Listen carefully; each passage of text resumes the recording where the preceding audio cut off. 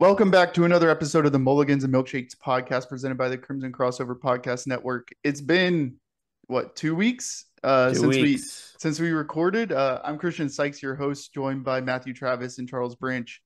How have you guys been? It's been a minute.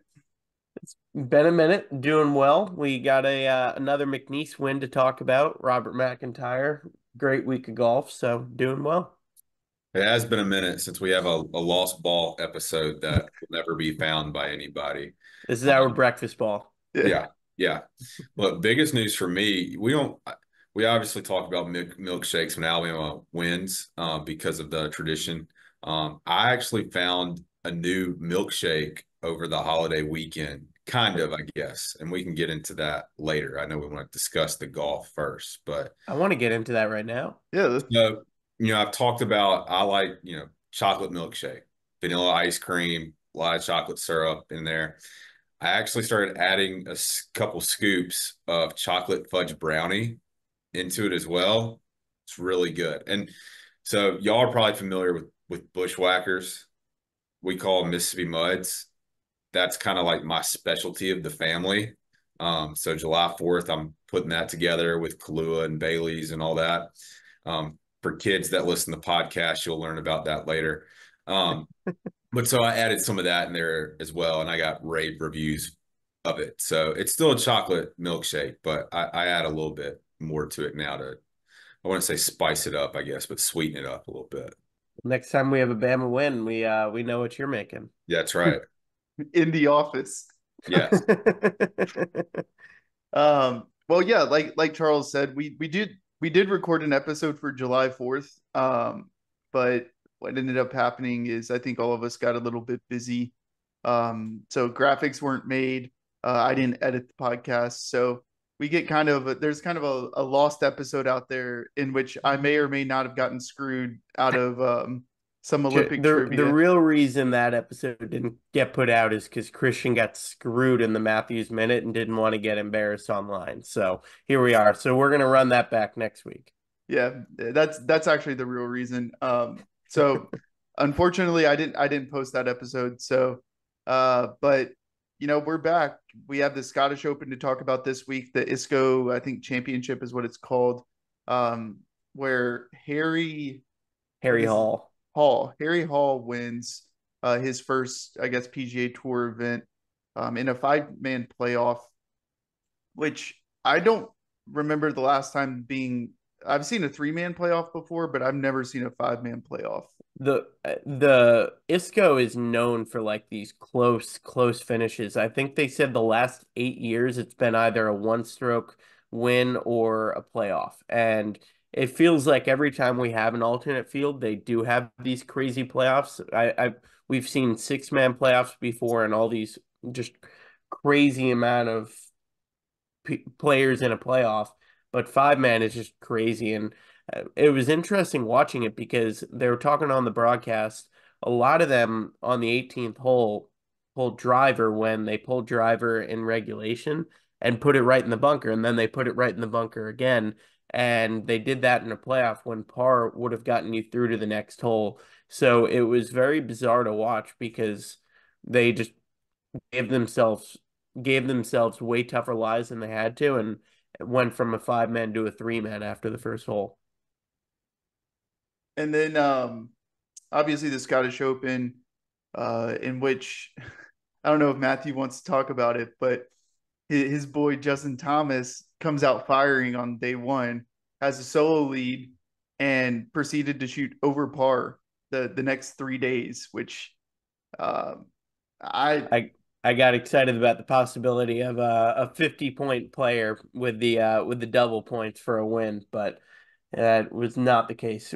He played phenomenally on Thursday. It was the first time he led in I think 783 days is what the PGA Tour put out over 2 years, and then just forgot what to do with the lead over the last 3 days. But I mean, promising first round if he can hopefully take that and kind of forget about the other three into the Open, maybe he can be somewhat competitive. But yeah, really rough final 3 rounds, and he wasn't even the top Alabama finisher because Lee Hodges jumped him despite JT leading the field after the first day.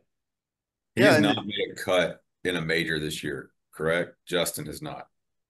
I believe that's yeah, correct. that's correct. Yeah. So it'd be nice for him to one at least make a cut, and I guess wouldn't necessarily say salvage the 2 weeks overseas in Europe, um, but He made, definitely sorry, no, he was finished 8th at the PGA Championship, Justin Oh did yeah, it. that is right. Yeah, that the is right. Valhalla Yeah, at yeah. Valhalla. It Oh was in yeah, yeah, Kentucky. yeah. Yeah. That's right. That's right. The home. Yeah. Sorry. Apologies for that. Um, but I did hear on the broadcast, last year when he didn't make the cut, he just had just a couple disaster rounds in the Open and was really struggling, with his game and not only just the game, but I think the mental side of it. So an opportunity to make the cut at the Open this week, I think he would look back and hopefully, take some momentum into the rest of this season and the tour championship possibly, and maybe it sets him up to really get back on the top of leaderboards and get back in the discussion for the 2025 with his play in 2025. So, question for you guys: would you consider this a bad year for Justin Thomas? Well, I mean, since he won the PGA 2 years ago, I mean, both last year and this year have been bad years. He hasn't won a tournament since that PGA, and when he won that PGA the year before, he won the Players. The year before that, he won 3 times. I'm looking at it now. So a bad year is not winning a tournament at this rate because of the fact that from 2016 through 2022, he won at least one tournament a year. And last year and this year, he hasn't really not only not won, but he hasn't really been competitive at all, with the exception of a couple weeks here and there. So yeah, I mean, by that metric, yeah, it's without a doubt a bad year. Yeah, I would think for him, he started off really well. I mean, he was in that final group with Nick where he finished tied for third in the American Express. Then he has a tied for sixth, a tied for 12th. He gets cut at the Genesis Invitational, and then has a tied for 12th at the Arnold Palmer.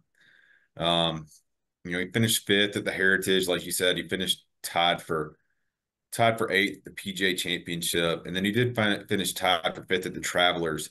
But except for the first part of the year, it really just seemed there hasn't been a lot of consistency. There's certain guys throughout the year, obviously Scotty Scheffler, the consistency of winning, but guys like a Colin Morikawa, a Xander Schauffele, um, a Ludwig Oberg. Like there's a lot of guys that have just been very consistent towards the top of the leaderboard throughout the year. And really since February, Justin hasn't been that. And that's, almost 6 months ago. So I think there's some things that he will definitely build on based off of how much of a disaster last year was. Um, but for him, it's definitely trying. I mean, look, as we talked about the past weekend, he's leading after the first day and then doesn't have another round under par. Trying to find that consistency back that, makes him that's easy to consider him as a top player in the world. Well, let me So ask you guys this. Based on that, we all agree it's a bad year for him. Which Alabama golfer is having the best year? We have two who have already won tournaments, so where does that kind of fall in your head? I think if the golfer that would be having the best year would either be Davis Riley or Lee Hodges, personally. Not Relative, Nick, despite the win. no, I think Nick I mean out of the three of us, I'm a huge Nick Dunlap fan. I think Nick did a really good job at the Amex and really took advantage of opportunities that he had. Outside of that, he's had one top 10 finish, and his putting has been extremely inconsistent, and his short game has been extremely inconsistent. And I know he's just a rookie, um, but I can't justify saying Nick has had the best year when I think Lee has done a really good job in the majors. has really put himself in contention in a lot of different tournaments. And then obviously Davis takes his first individual win. And I think he's been a little bit more consistent than what Nick has, as far as Alabama guys are concerned. But I mean, you rattled off Justin's place finishing, and I mean, what was that, like 5 or 6 top tens? Like, it's almost hard not to say Justin still might be the best Alabama golfer out there just because he's had so many top tens. And I would say Justin's had a good year outside of the majors. Um, I think he's been consistent and has put himself in that top 10, top 15 conversation in almost every event he's played in outside of the majors. And at the end of the day, when you get to Justin's level, the only thing that really matters is the majors.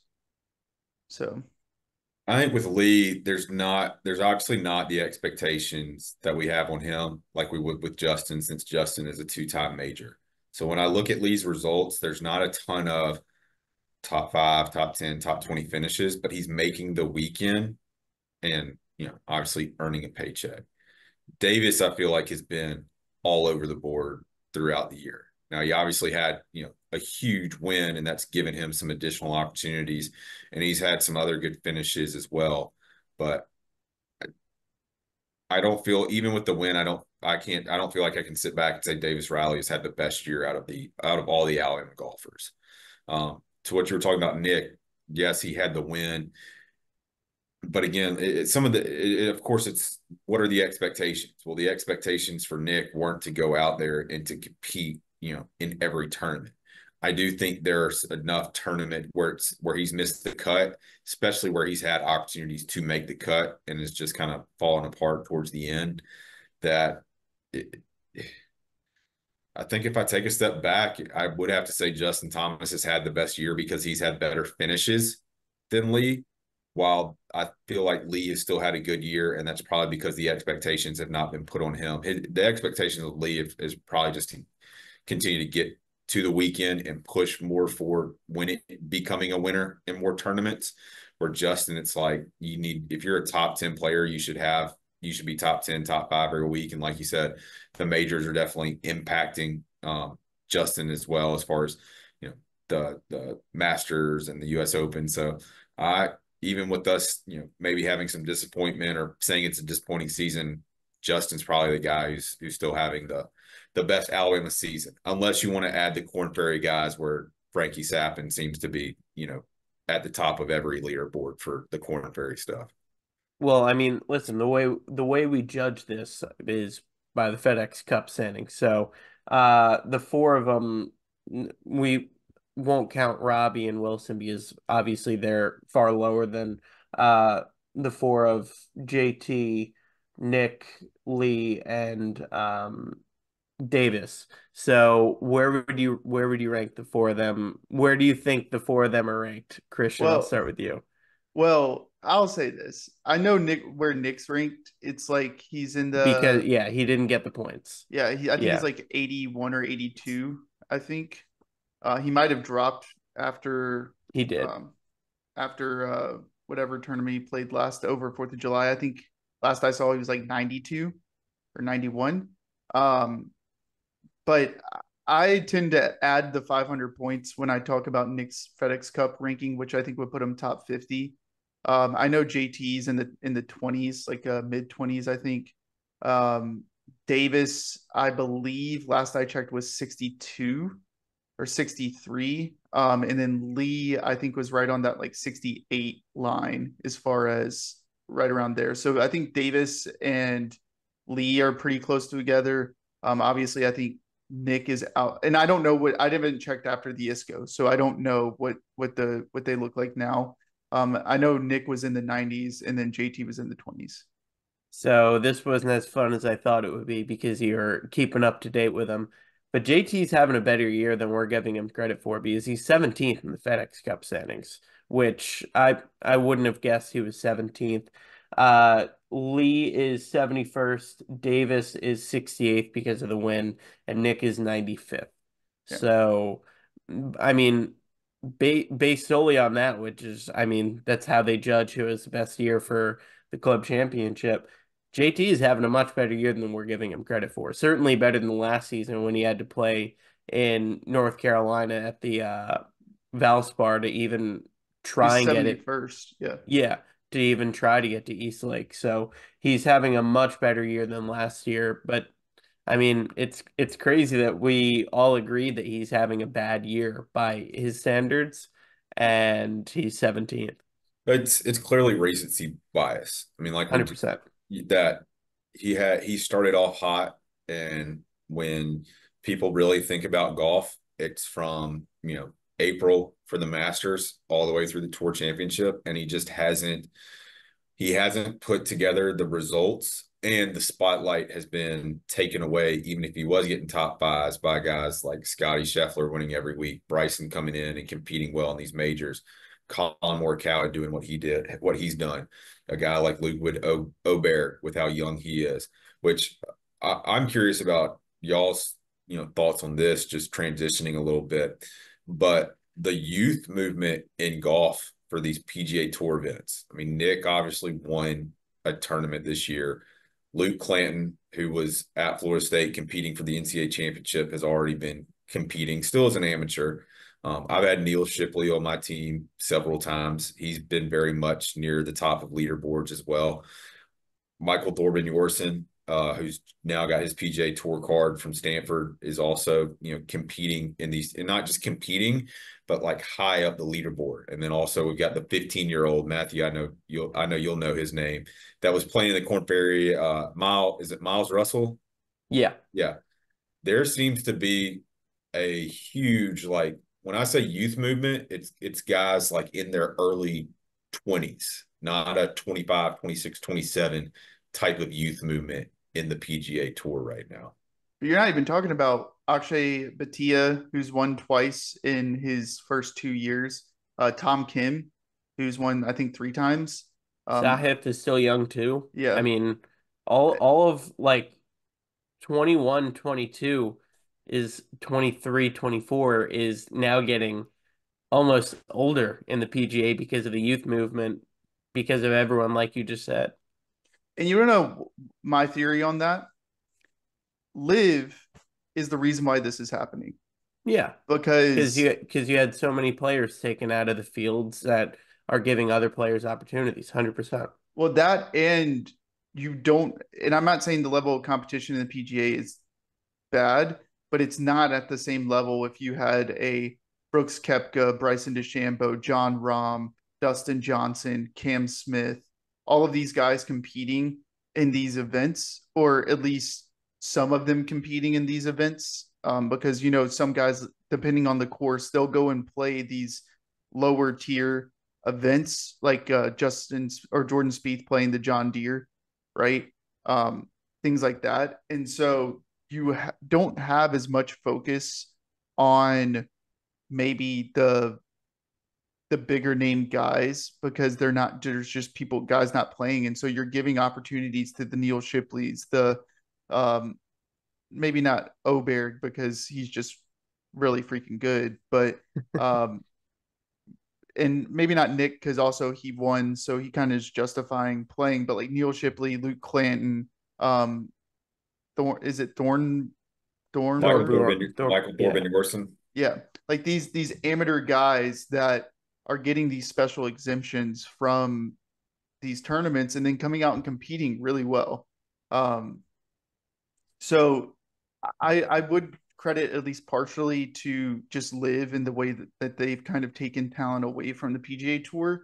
But at the same time, like Luke Clanton coming in and getting 2 top 10s back to back weeks, like He that's was not he was the odds-on favorite this week as an amateur. like that's not oh getting a special exemption because there's no one playing. That's like I'm good. I'm gonna go out and earn my way. Or Neil Shipley, 3 weeks ago, I think he finished like top 20. He was And fourth this or sixth this week. yeah, so like it's not like these guys aren't coming out and competing and not playing well. They are. But I think that they're just getting more opportunities, in my opinion, just because, you know, more coverage for them. and just the fields are weaker than what they normally would be. I also wonder a little bit, coming golf's popularity skyrocketed during COVID. People wanting to get out of the house, and obviously these guys didn't pick up a club starting 2020. They've been playing a lot of golf, but that did COVID give them the opportunity to practice even more? And with all the data and technology that's now out there to learn about your swing, ball speed, spin, all that, that they also got a benefit during that period of just being able to focus on that than maybe having to do other things related to school or what we all would have done, in our daily lives during that time. It's interesting you asked that because we have talked about the new age and how they grow up with TrackMan, they grow up with this, that, and the other thing. Smiley Kaufman had Luke Clanton on earlier this week and asked him exactly about that. And he said he never went to the range. He just played, he played, he played, and he would go to the range like at most once or twice a week. And he just got better by playing as much as he did. So he was like, no, that didn't really have a part in it. So he kind of did the old school. I mean, Ludwig, I assume he grew up with a TrackMan attached to his bag for the most part. But I mean, it was interesting to hear Luke Clanton talk about that because it's the opposite of what we think, where he didn't really use the technology at all. He just that damn good, I guess. Here's my question. This has nothing to do with professional golf. I mean, it just is a tangent off of what you just said. Do you think the range helps you, Yeah. Charles? I think there's times there was I think it can be if you're having trouble with your swing, of course. Like right now, I'm starting to pull the ball a lot. So yeah, going to the range and taking that time to figure out what am I doing? Am I over gripping the club? Do I have the ball too far from my stance? Like, yes, but I don't feel like I need a 30-minute to an hour range session to figure that out. Look, for the sake of just like time and just getting to the course and wanting to play, I am one that gets there like 20 minutes before my tee time, gets dressed, and then I get a few putts in, and then I'm on the course. Because I do feel like I just want to be out there playing. I want to learn different shots, and I'm not the one who's going. While they talk about when you're on the range, you should be working on your shot routine and different things like that. Like I want to go out there and I want to be tested by the course because there's so many different shots you have on the course than you're ever going to be able to put together on the range. Now, I do feel at times like if I can just get, just for loosening up, 10 or 15 shots on the range would probably be good. Um, I should have more range work in my game, I guess. But I'm one that like I just want to get out there and play. So the reason why I ask is I'm a range player. Like I can go on the range, hit it perfectly fine, dead straight every single time, doing what I need to do. I get on the course, I can't do that. Right. So for me, I view the range as like if I go to the range and the only real time I go to the range is if I haven't played in like a month or two and I need to like get back into a groove of things, or two, like I have so much time before my round that I'm like, I'm going to just go to the range and hit a few balls. But I've found that me going to the range pre-round or me going to the range maybe earlier in the week when I'm going to go play makes me play worse on the course because I hit the ball so well at the range that I'm like, okay, I'm just going to do this exact same thing that I did at the range. But then I don't hit it. Now I get frustrated because I'm like, man, I just hit it really well at the range. Why can't I do this now? And so I'm just curious because like I said, I hit it really well at the range, but I can't translate that onto the course, if that makes sense. Yeah, I mean, I not nearly as much as I used to, but I used to go to the range for hour, 2 hours just to work on stuff and feel confident about my game. And I do think it helped. And now I typically get to the course about 30 minutes, 30, 40 minutes early. and I'm on the range the whole time. And just before the tee time, I'll chip like two or three.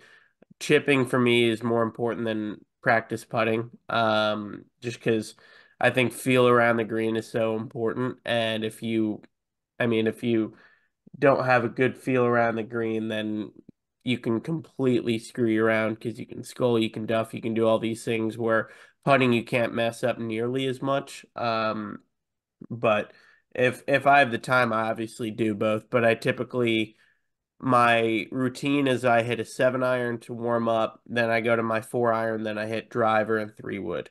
And then I chip and get on the course. But I don't stop until I've hit a couple good ones, and then I force myself to hit two really good ones in a row before I leave. So if I hit one good one and the next one is poor, then it resets and I have to hit at least two really good ones in a row before I move on to the next club, or I move on to chipping and putting or whatever. So some like yesterday I was on the range for 5 minutes and then went and chipped and putted because I was hitting the ball really well. But sometimes it lasts a little longer than others. Yeah, just I was just curious. Obviously, I think the range is important, but it just frustrates me because, like I said, I can go out there, strike the ball in the range, and you know, then you go on the course, and I'm like, the lies are different. It's not flat. Like you're not. I don't know. I wish there was a range that was adaptable, so like you could be like, oh, I want to hit this. I'm on a side hill, so you know It's called a simulator. what simulators are still flat. No, well, not all of them. They have them where they have like the toothbrush bristles basically, and you can act like you're out of the sand. They have the rough, and a lot of them now they have it where it can give you a bad lie where you're standing like this or uphill or downhill or slanted the other way. It's pretty crazy. I haven't been to one personally, but I have seen them. Well, I think that's what the TGL is going to have is Yeah. those types of simulators that like Hmm. undulate and things like that. But Christian, what you just said is like you go and you hit well at the range, and then you go to the course, and then you don't play well, and it's very frustrating. I was definitely one of those players as well too. Still am one of those players. What I've found is just going out there and playing, and if I have a bad hole, um, I'm working more of just like my mental game of being able to put bad holes behind me and not get too excited about good holes. And I found that I've had a couple rounds where I've started off terribly, and at the end of it, it's one of my better rounds because I've been able to put it together. So kind of like removing the range of how well I may have hit it is, I guess, in a way helping me mentally like not set myself up for frustration or I won't say failure, but just not having a good time out there.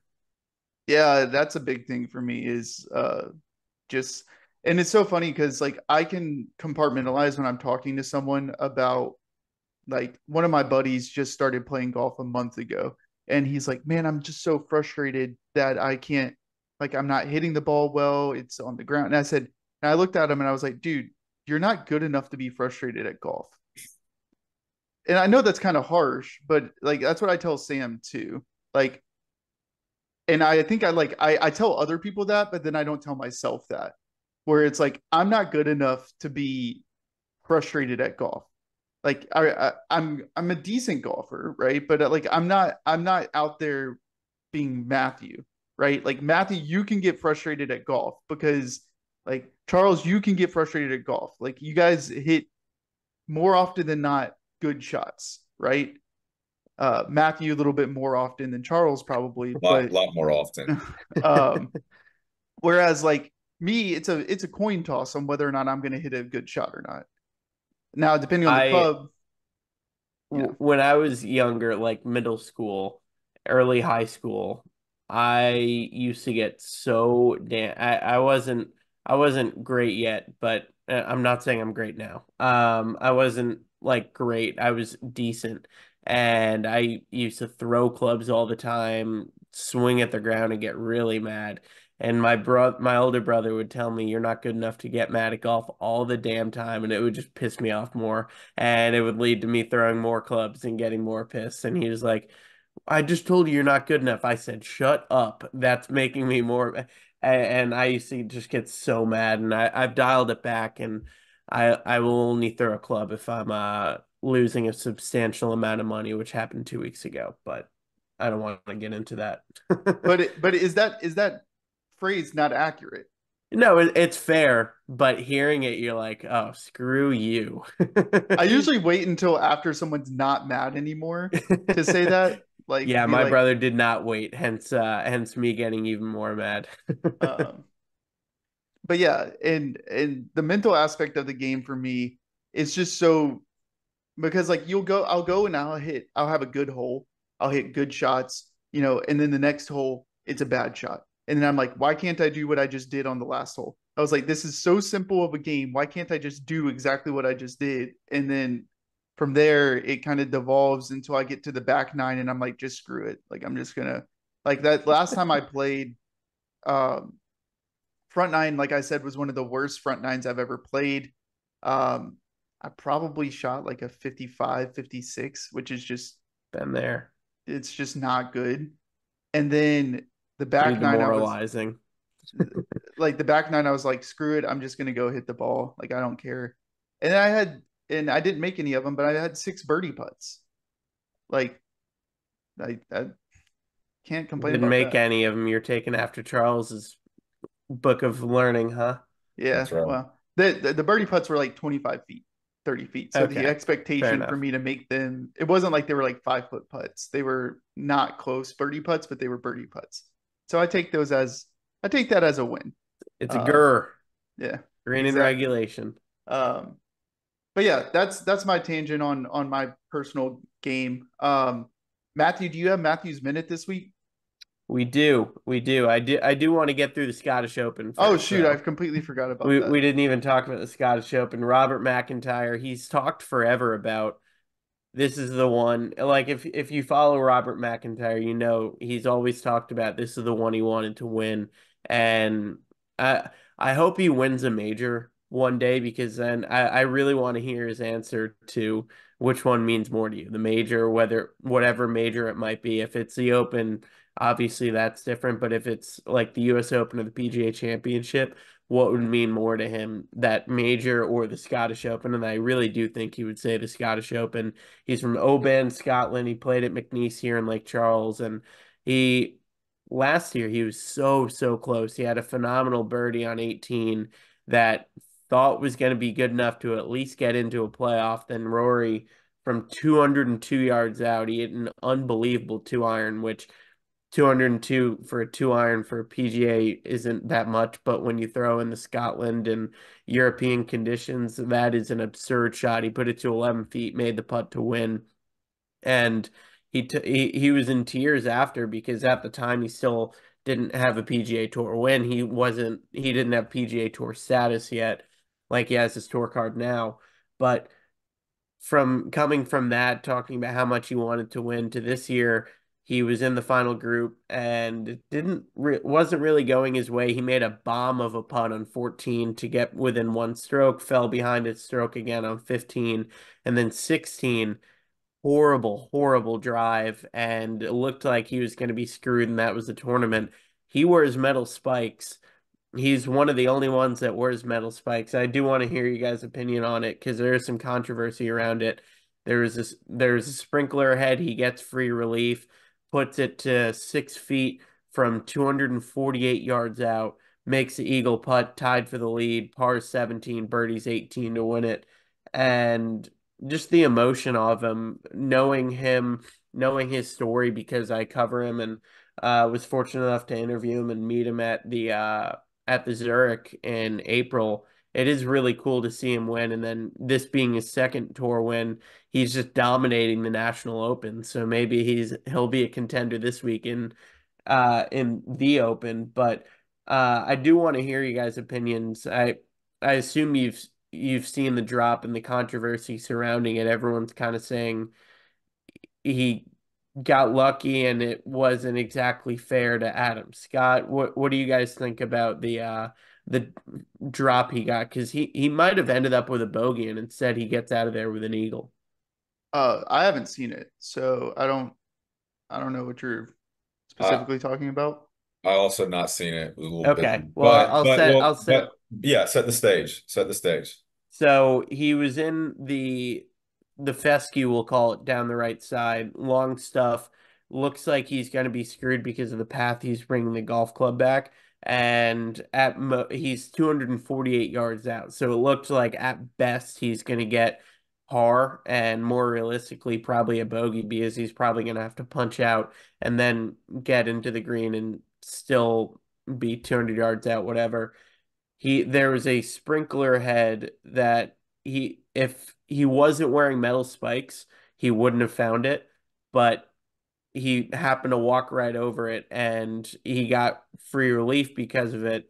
He's a lefty, so it typically wouldn't be in play. And even sprinklers in that tall grass, it's pretty uncommon. They were talking about it on the broadcast. Trevor Immelman was got a perfect lie because he was able to drop and put it to 6 feet. And a lot of people were saying it's unfair to Adam Scott.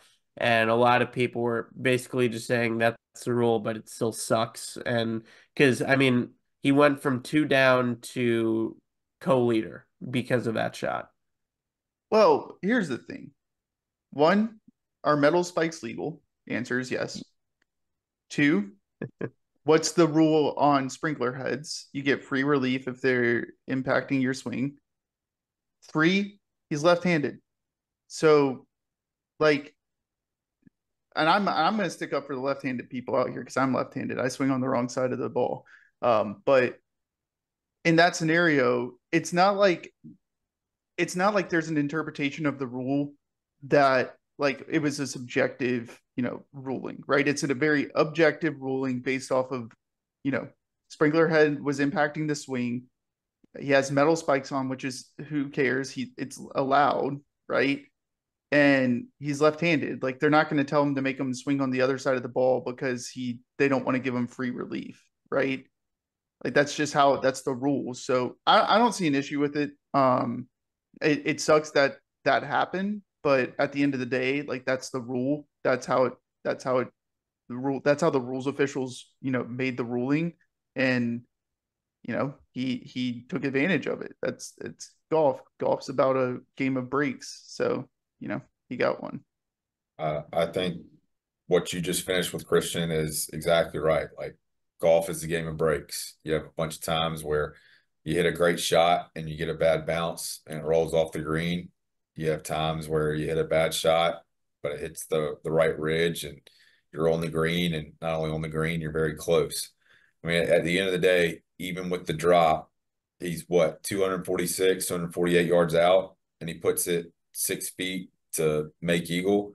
Like he still deserves credit for hitting a great golf shot, even though it may have been set up, with getting free relief. Like he still made the shot. Like Adam Scott's still out there competing too. I always, unless you're 72 under, or something like that, like you got things that you could have done better at some point. So yeah, is it a fortunate break for McIntyre? Absolutely. But you know what? He took advantage of it, and he deserves credit for that. No doubt. And I did send it to you, so after you guys can take a look at it because he was done for. It would have been very tough for him to set himself up when he needed a birdie because 16 is that birdie hole, 17 is a par hole, 18 is a typically a par hole. Coming into 18, the 3 rounds prior, he'd gone bogey, par, bogey, and then I guess momentum propelled him to make that a 22-foot putt for the win, which it was cool to see. And then Sahith Theegala, you could see him in the background. He was going crazy for McIntyre. I don't know if they're friends or not, if he was just excited because everyone at the course was rooting for McIntyre because Scott hadn't won there since they said since 1999 in 25 years. Either way, if Scott was going to win it, it was either going to be Adam or Robert McIntyre. But it was cool, and everyone there were a bunch of signs cheering him on and everything of that nature. Which he's the town he's from, Oban, Scotland, is about 2 hours from the Renaissance, but I mean, it was very cool to see. And like last year, they still love Rory McIlroy. Everyone in Europe loves Rory. But last year it was interesting because it felt like they were still cheering for Rory, but also cheering for McIntyre at the same time. This year it was just all McIntyre the whole time, and it was really cool to see when they announced his name at the 18th green. Everyone went nuts, and he was clearly getting emotional before he stepped up to a 22-foot putt for the win. But it was very cool to see. But I believe it is now time, as Christian said a moment ago, for Matthew's minute. I Well, have hold on a before we do that. before we do that. We had a message that we wanted to talk about. Do you think a tournament gets to 35 under at some point? 35 is crazy, especially with the ball rollback. So it would have to happen within the next, what, 2 years? This year, next year? Because they're rolling the ball back, and that's going to make it even tougher for these. Like the ISCO is 22 this week. I think what it was 28 last week, and we've seen all these. When Nick won it, it was what 26, and we've seen all these low numbers. The rollback should dial that back a little bit because they're not going to be hitting it as far. So 30 will happen, I think, within the next year or two. 35 before the rollback is going to be, it, I mean, if Scotty Scheffler played the ISCO or played one of these uh, alternate tournaments, he could get to 35 under, but I don't see an alternate field golfer getting to 35 under. So that question came up, yes, because of Thompson getting to 28 under. That Thursday or this past Thursday when I posed the question, just because the leader of the ISCO after the first day was 11 under. So it's like, okay, you go put three more rounds together just like that, you shoot 44 under, you blow 35 under out of the water. It seems like it'd be obviously very difficult to do that. But, if you're playing a par 72 course and you have a few rounds where you go 8, 9 under, and then you have one where you do have a 10 or 11, like, yeah, you're right there to do it. And I've been one who's like, I want to see scoring, like I want to see guys do well. I don't know if I want to see guys go 35 under. I think that's just, I'd love to see it one time, just to see it. yeah. I, Just to see it just the once, yeah. thought of seeing 35 under and second at like 24 under, that would be pretty cool. But I have started to kind of roll back my initial thoughts as well as they roll back the golf ball, I guess. Of just like, are these, 20 scores? Are these guys just too good? And it is something like you have to roll the golf ball back, you have to lengthen the course, you have to go to the manufacturers and say like you're making these clubs where there's too much wiggle room for them to when they're hitting a bad shot for it actually to be a good shot. I don't know. And when we were talking to Doug Bell about it, like it'd be awesome if they roll the golf ball back, but it's just for PGA Tour players. So they're working with Titleist, Callaway, whoever and like you're picking up your golf balls at the tournament so that we as amateurs can still have the opportunity to go out there and play and have fun and a golf ball that we need. That I would think that's something that they should be able to do, but we've seen where the PGA has fallen apart a lot of times this year, mostly around security and things like that, that shouldn't necessarily have that trust in them.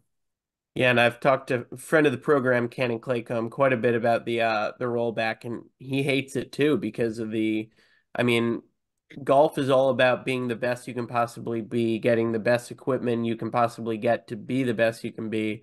And now it's kind of reversed where now they're saying you're too good. And I do absolutely hate that. I like the idea, keep what we do as amateurs the same level as PGA Tour players, but I hate the fact that I now am gonna it's like a 10% rollback. So if I'm averaging, my average drive is like 280, 290, 300 in that range, typically under 300.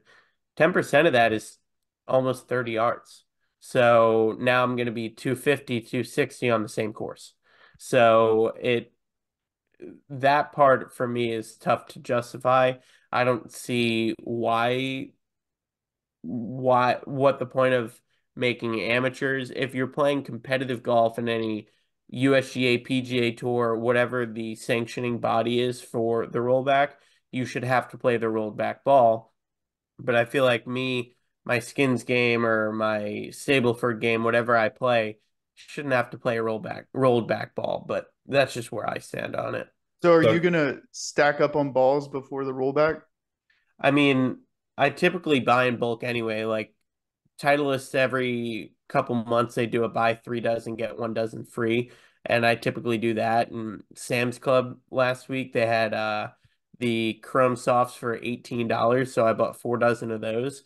So I typically buy in bulk anyway, but yeah, I'll probably buy a ton of AVXs right before because I mean, if I'm playing I'd play a Stableford game every Sunday for $20.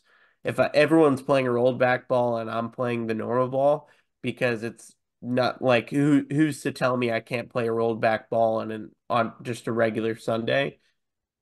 Why wouldn't I take the regular AVX? So yeah, I'm gonna. I, it's still so crazy to me that that's actually happening. But yeah, I'll probably buy like 4 or 5 dozen AVXs right before. so I want to play this out real quick for you, Matthew. Um, Playing a 450-yard hole, you hit a 300-yard drive that would typically be 150 yards out. If you're 150 yards out, what club are you typically using? 9 iron. If there's not a bunker in the front, and so I don't have to club up, and it's a clear shot at the green, I'm pulling. But 9 iron, I hit like 150, 155. So now at a 450-yard, Yeah. whatever, you're only hitting it 270. So now you're at 180. What is your 180 shot? Well, my 180 is my 6 iron. And now you're having to Um, take 10% off of that. So you're really probably having to hit a 5 5 iron. from Yeah. 180. So it's changing the game to where you would be hitting a 9 iron, you're now hitting a 5 iron. You're having to Yeah. club up 4 times. I mean, long par fours are going to be par fives. If it is 10%, I've heard between 5 and 10%. If it is 5%, it won't be that much of a difference. But I mean, if I'm hitting, I don't average 300 yards. I probably average 275, 280. But 280, that's 14 yards. We just had to make it easy for math purposes. Yeah. Yeah. But I mean, like 280, 10% is obviously 28. Yeah. 5% is 14 yards. That's still a substantial margin. So, and if it is 5%, what my 9 iron 150 is now 145 or 142 or so. And like 7 yards, that's still a big difference.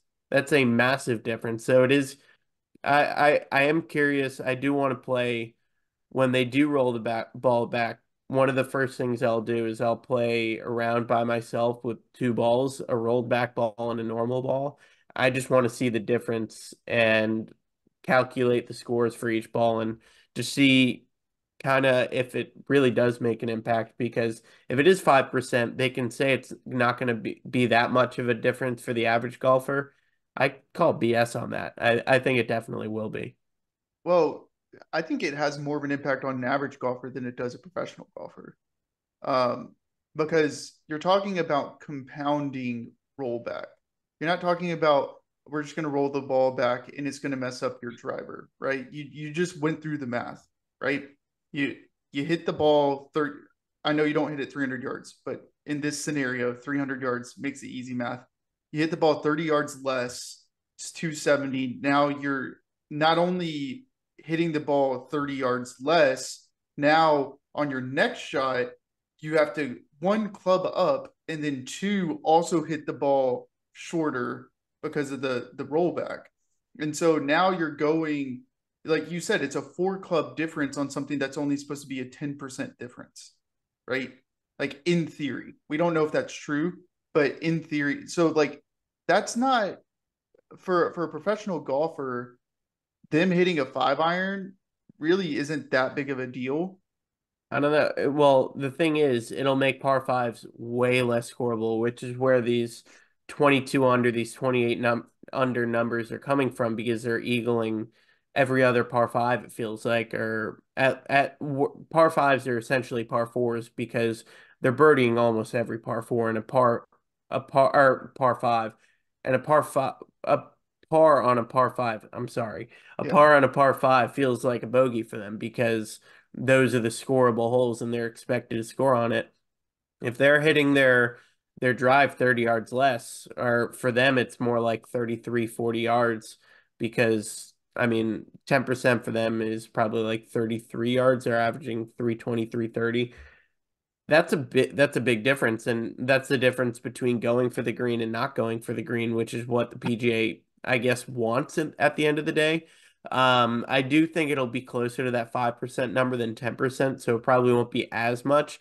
But I mean, still 5% on 330 is 16 and a half yards. So uh, that's still the difference between going for it and not going for it on a par five, which should bring the scores down, which is what they want, which I don't hate it for the PGA because of that exact reason. It'll bring the scores down. It'll make good shots that much better, because it's that much tougher to eagle at par five or whatever it might be. But I do hate it for us and other average golfers, because why should I, who under par is a celebration, now it's so much more rare to get under par because it's more difficult, but it's happening. So Well, for now, could change. Um, I would be very shocked if it changed at this point. I think yeah, 2026 is when it happens, right? yeah, it is. I mean, I, we also would have been very shocked 2 years ago if we would have been saying Live and PGA Tour we're gonna partner and go under the same I'm umbrella. shocked we're saying it now, because of I thought John Rahm was going to be the pawn in all of it, where he joins Live. Okay, now we're merging, but Yeah. here we are. Um, so you never know. But anyway, on to Matthew's minute. I guess we're going on. This is a tangent episode where we're talking about a whole bunch of different things. But what do you got for us this week? So it's the Open Championship week. So we're gonna go through past champions of the Open.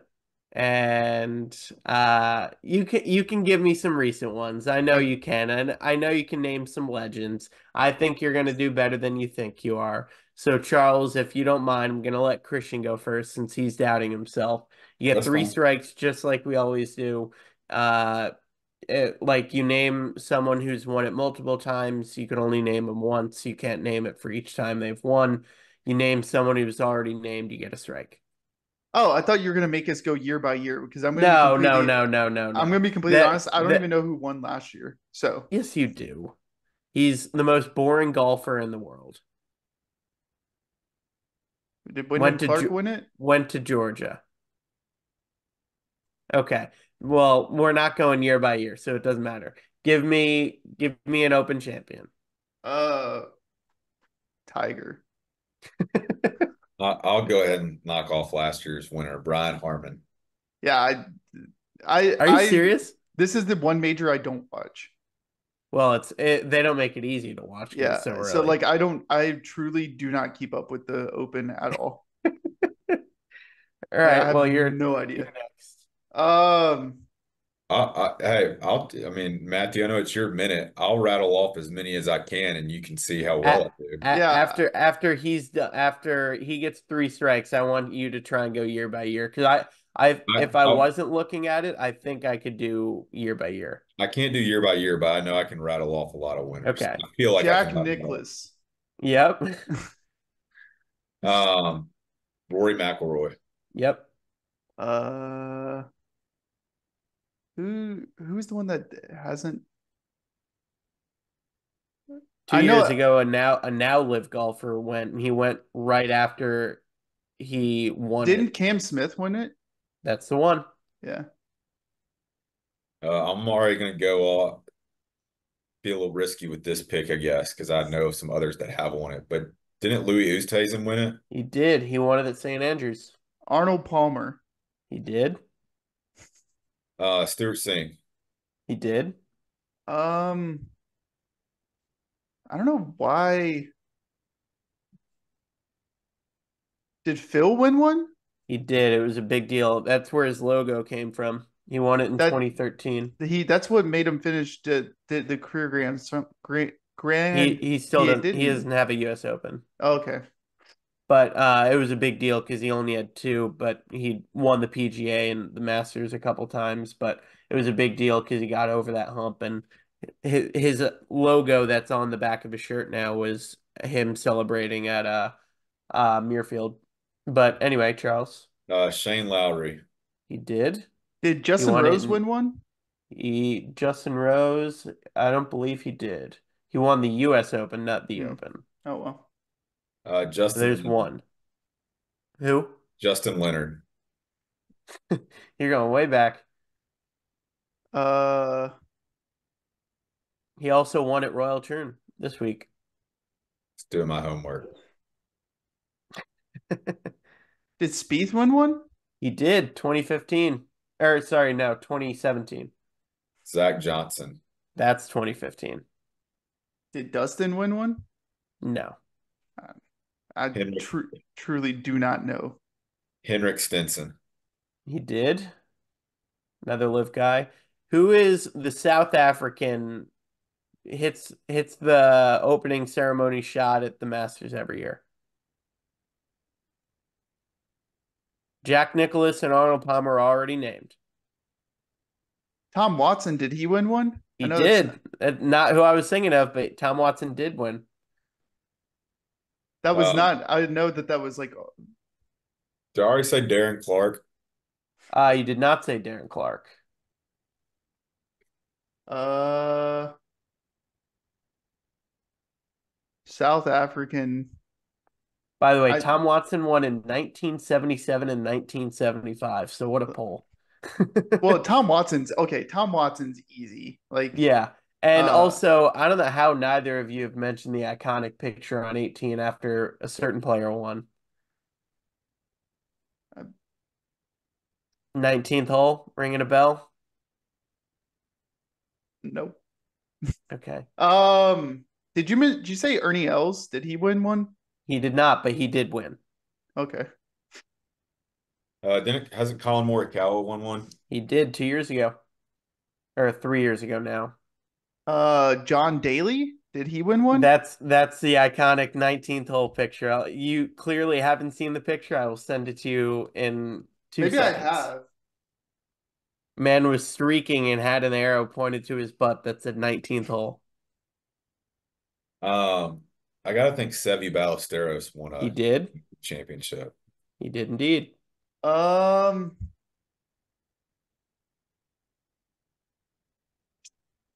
I Come on. The South African, he hits the honorary tee shot with Jack Nicklaus every single year at the Masters, and now uh, it's Tom Watson that does it with him. did Ben Curtis win one? I believe yes, 2003. You're talking about Gary Player. There it is. You didn't know Uh, who Gary Player was? I do. I just like I said, What this is the about the former, he used to be in the booth with Jim Nantz. Oh, I've got one. Podrick Harrington. He not the guy, but yes, he did No, win. no, He I won two in a row. yeah. Nick Faldo is who you were talking about. That's the one. Um What about an uh Italian? He won oh, 2018. Molinari. There you go. Francisco Molinari. There you go. And I'm starting to run out now of names.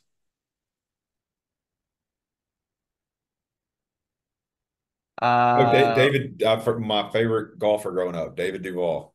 yep, 2001. Oh, did we mention this one? I think Charles mentioned this. Never Oh, mind. as you look at the I was screen, about to say, are you looking this shit like, up? Yeah. Okay, well, After Charles is Podrick your Harrington, champion. after Podrick Harrington, I was like, I don't know. But did you mention Henrik Stenson? Yes, he did. Okay. So Well, you then would that's lose. my strike into it. No one mentioned Greg Norman. No, hold on. Charles said he wants to go.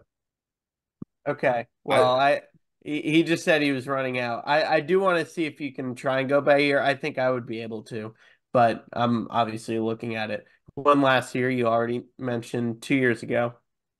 22, That was Cam Smith, wasn't it? 21. Where was 21 Colin Morikawa? Yep. No, in 2020, 2019. Northern Ireland. 2019 Northern Ireland It was in Northern Ireland. was in Northern Ireland. It wasn't Rory. Nope. It was Northern Ireland. that was Shane Lowry. That's why I gave the Northern Ireland hint. Yeah. Uh, in 2018 at Carnoustie. Give me a country. Well, that would completely give it away. Christian said him. Uh,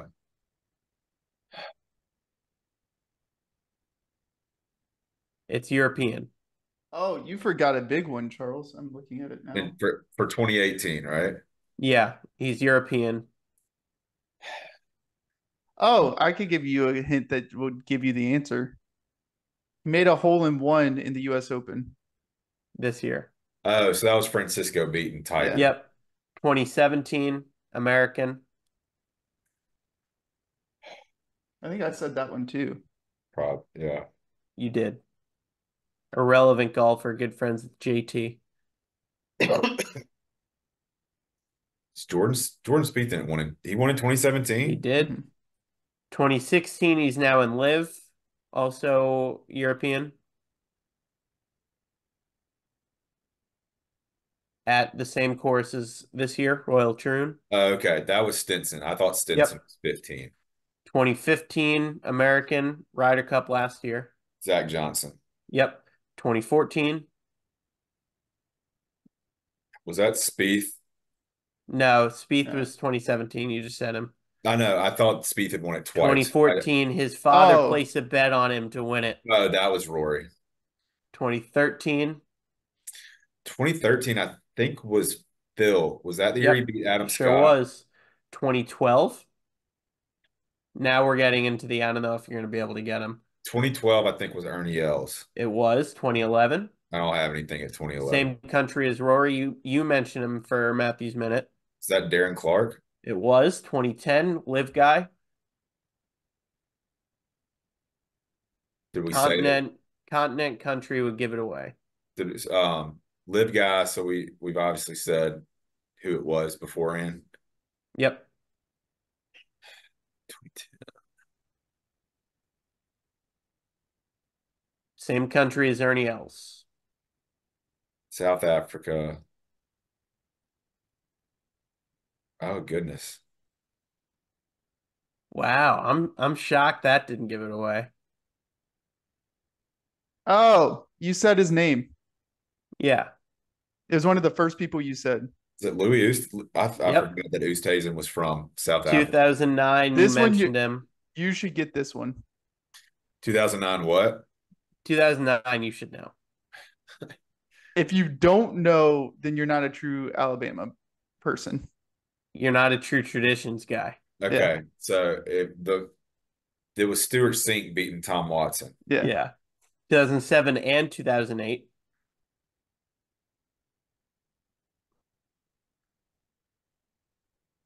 It wasn't Tiger, was it? No. Nope. You said his name. One of the first names you said, I think. Or no, did Christian say I it? said his name. Christian said it. That was the one I said before I started looking up names. Harrington, Podrick. Yep. And 2005, 2006. 2005, 2006 would have to be Tiger. Yeah. Yep. 2004, no chance you get. Give me no chance. Give me a country. American. America.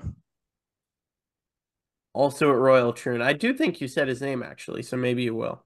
I said Justin Leonard. I know it wasn't Justin Leonard. It's I actually looked him up earlier.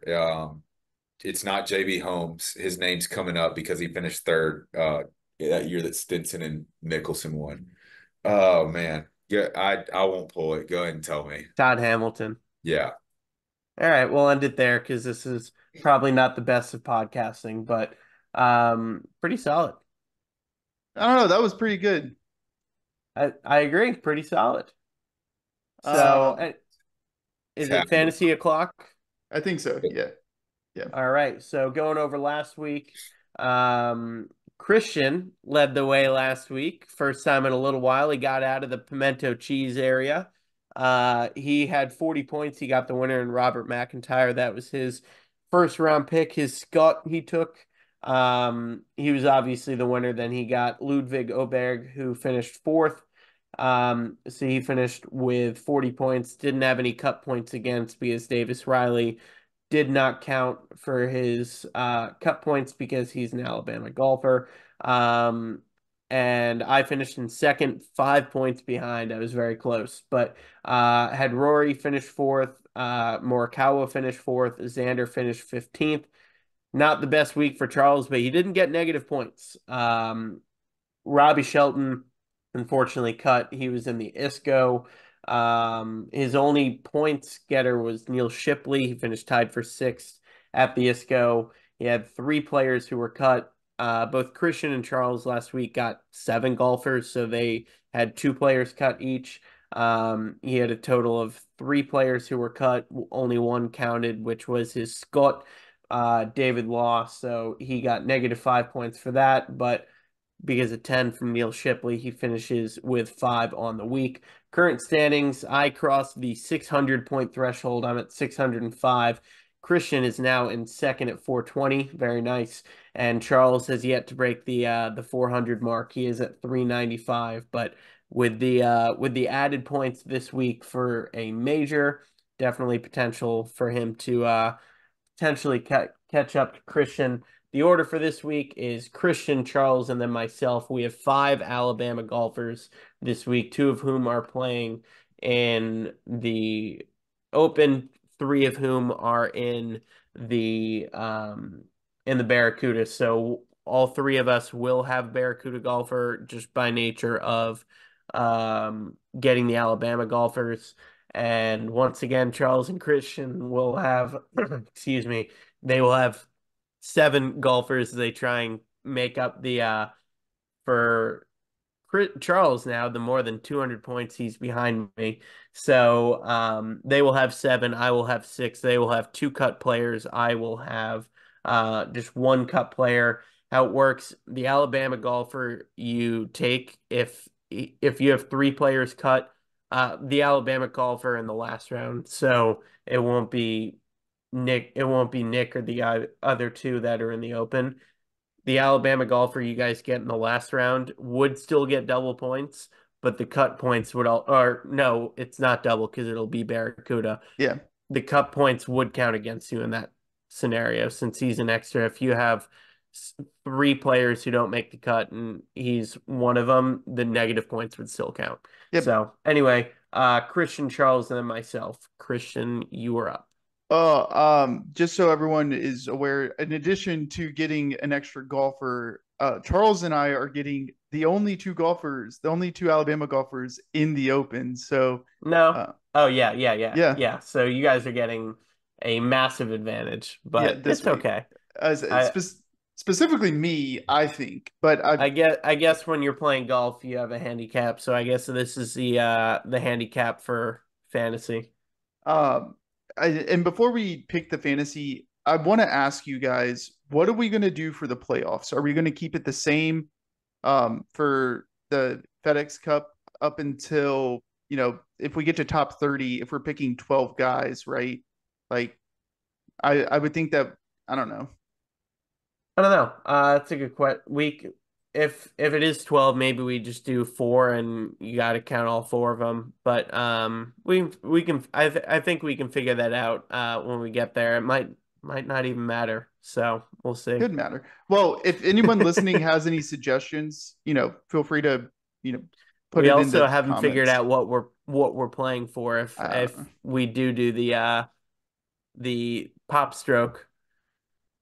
Um, all right. So for my first pick, I'm going to go Justin Thomas. Pretty Shocker. pretty self-explanatory there. Now, I'm actually kind of excited about having Dominic Clemens on my team. He's played really well over in Europe this summer after transferring from Stetson to Alabama. So we'll see if he can make the cut, but excited. Also, something I failed to mention, we all have to take an English player that, if Charles would so choose, that counts for his Alabama golfer and his English golfer, if that's what he would Yeah. like. So I don't get an Alabama golfer in the Barracuda, but I will take, or in the Open, but I will take Nick Dunlap in the Barracuda. And this is where it gets fun because do I take Scotty or do I take Rory? I took Rory in the PGA Championship over Scotty. I've taken Rory over Scotty a couple times, and I'm going to do it again. I like how Rory played last week, and Scotty didn't play in the Scottish Open, so hopefully Rory has a leg up. I'm going to go Rory. I thought there was a chance you would take Scotty because I had Rory on my sheet. So I will go ahead and take Scotty. So I get two picks here. One, I got to go with the Tommy lad, the British The boy. top English lad. So I think that's a no-brainer right there. And then Xander with my other pick. Good picks. I'm gonna go with Colin Morikawa. Nah, not a good pick. All right. Do I go Bryson again? I don't think I do. This is I go this is Ludwig. this is I go. across I the go. pond. I don't Yeah. know if Bryson's going to do too well across the pond. You're just saying that because you want Bryson on the I'm come not. I'm around. being serious. I mean, you can pick him right now. You get two picks. I took Ludwig, and I'm going to go Victor Hovland.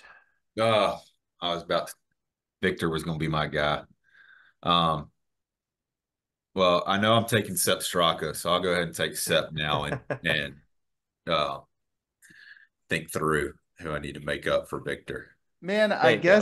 I guess I have to take Bryson. I don't know. I don't know about that Crazy one. how that works, huh? Crazy. And then I'm also gonna take just like Seb Straka has been Charles's guy, just like Rory has been Matthew's guy. I feel like Sahith Theegala has been my guy this season. So Played well this week too. I'm gonna take Sahith this week. How many more picks do I have yet left? Is this Well, the you have fourth two, and then round? you get one of the Alabama golfers. Yeah. Wait, so I got 4, 5, You have This two is the fifth round. non-Alabama This is the golfers fifth left. round. 2 non-Alabama golfers left. Yeah. Gotcha.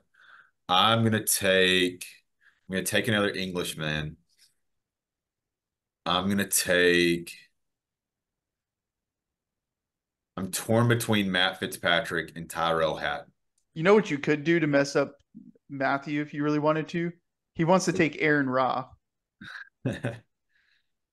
Aaron's played very well the past couple weeks, but I'm gonna go Hatton. I really wanted to go Fitzpatrick. I Wow. know I he's already there, typed in but Fitzpatrick. yeah, I'm gonna go Tyrell Hatton. Terrell Hatton. So, by the way, I think this is the first time, so we've only had three other chances to take him. This is the first time Bryson's been on a team other than mine. I think I've had him in all three other majors. I know I had him. Yeah, I had him in all three other majors, so good pick. It's worked out for me. But so I do want to take Aaron Rye, but I said that because I didn't think Matt Fitzpatrick would get around to me. And so He I'm gonna did. go. This is tough because there's another name I like. Do I go?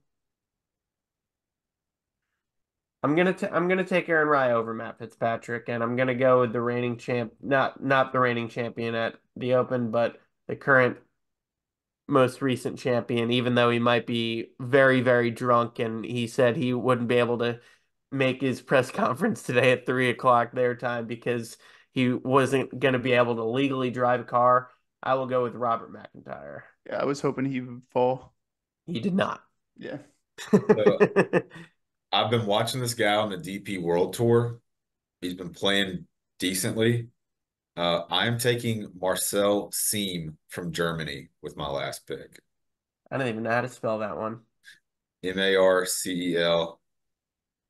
Marcelsiem. Siem. There's one name I would be very shocked if he goes undrafted. Well, two of them. Well, one of them's getting undrafted. I believe. So I think, I mean, Brian Harmon's still there, won last year. Uh, and also Wyndham Clark is also there. Wyndham And Clark.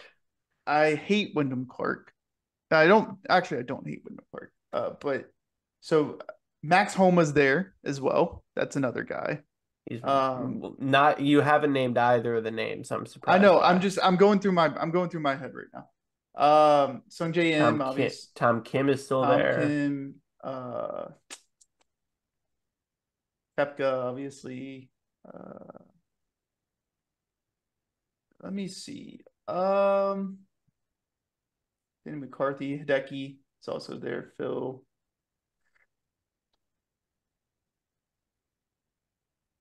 I've got to go gut feeling. I hate to do it. Wyndham Clark. The two names I was shocked by were Adam Scott and Matt Fitzpatrick. Yeah. Also, Cam Smith, Yeah, but Cam 2022. Smith hasn't done anything at the majors this year. Um, When I yeah, saw him at Live, he was also poor. Tom Kim goes undrafted. Patrick Cantley goes undrafted. I don't like. I if for all the disdain I have towards Wyndham Clark, I have even more disdain towards Patrick Cantley. All right, Okay, so you guys have your two extra Alabama golfers. Christian, you go first because you get the wraparound. I'll let Charles go first since I got to pick JT. There you go. Then I'm definitely got to go friend of the program, Robbie Shelton. Okay, then I get Wilson. There you go. Um, All right, so the teams are Christian had the first pick. His team, Justin Thomas, Tommy Fleetwood is his Englishman. You got Xander Schauffele, Bryson DeChambeau, Sahith Theegala, Wyndham Clark, and Wilson Furr. He has 7 golfers. Charles also with 7. He has Dom Clemens, his Alabama golfer, and his Englishman, but he took 2 Englishmen. You got Scotty Scheffler, Colin Morikawa, Sepp Straka, Tyrrell Hatton, another Englishman. You got Marcel Siem and Robbie Shelton as his 7th golfer. I don't get an open golfer from Alabama, but I get Nick Dunlap. Hopefully, he is competitive at the Barracuda.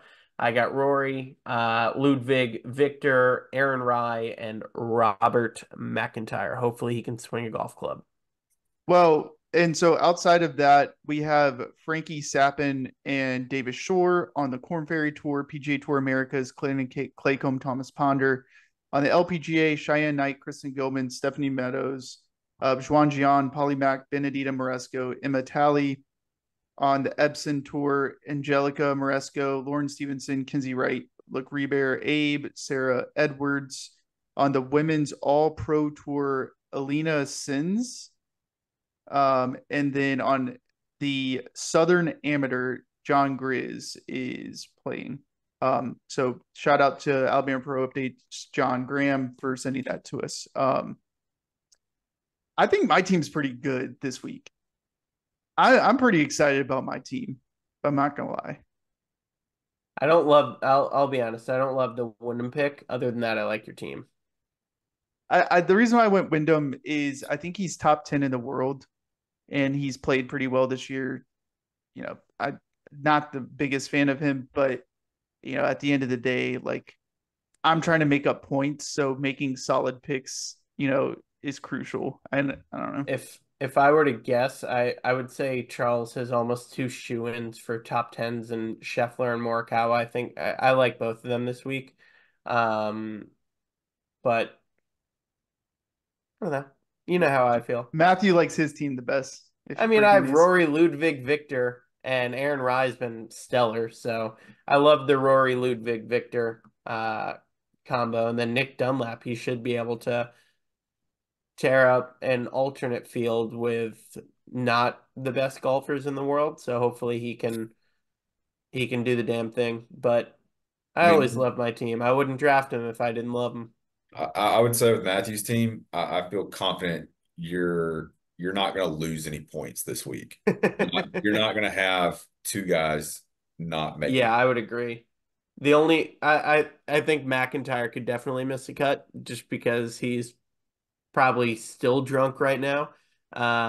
He pulled out of the Travelers after he won out of the PGA or It was whatever the PGA tournament. champion. He didn't play in the PGA championship, I Yes, thought. he did. It was the signature event at Jack's Place. The Memorial? The Memorial. Memorial. He pulled out of the Memorial because he was getting hammered and went home to Scotland. And now he's So, in Scotland. It's and coming off of the win he wanted more than any other, I am worried about him, but I couldn't not pick him. Because if he is in a conscious state of mind, we'll call it, I think he can be competitive. But I shouldn't have any issues this week with any regulations missing because for those of you listening, I didn't pick an ISCO player last week and completely forgot about it. And there was talk of I might have brought up a vote for disqualification. I didn't actually, but I might well, you did bring it up. the word disqualification might have been mentioned. But with that, that's the podcast for this week. Next week, I think we're going to do a preview of the Olympics. So be on the lookout on for Matthew's that. minute that Christian got screwed on last week. Yeah, I think we're Redemption. gonna have to find some different ways to Study up. Christian's gonna have a Quizlet made, and he's gonna be studying on his Quizlet, and he's gonna make a Kahoot with Sam, and she's gonna be testing him. Here's the thing: is you have to make it different because I will just go and just research everything to make sure I'm because like the good thing about Matthew's minute is it's like I don't have any knowledge prior to Matthew doesn't unless you look it up on your damn screen like you did for this week. Hey, I only looked up one person and it was Henrik Stenson. Messing with the integrity of Matthew's minute. I was already gonna lose. So like I had 2 strikes, Charles had no strikes. Like anyway, with that, that's you made it so obvious you were doing Henrik Stenson. Yeah, I was like, I wonder if Henrik Stenson has been picked. Anyway, with that, that's the end of the episode. I hope you guys have a good week. Hit the ball straight, make some birdies, roll tide, and we'll talk again soon. Roll tide.